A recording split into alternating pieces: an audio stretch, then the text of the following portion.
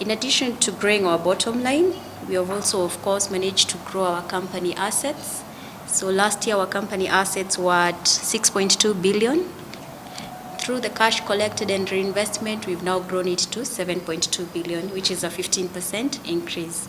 We launched a diversification strategy in the year 2021, which we call Beyond Motor. As you would remember, Directline has been predominantly motor as a business, as an underwriter, but in the year 2021, we received our full license to underwrite all other classes of business, which we have continued to see some growth, but we are going to be even more aggressive moving forward to make sure that we grow all the other lines of business in order to de-risk the portfolio that we sit with as Directline.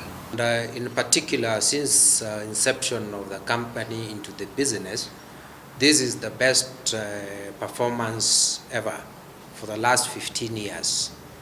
So as a board, we are really encouraged, and we're encouraging management to work even much harder, post better results, so that the company is anchored among the top performers in the industry in the coming years.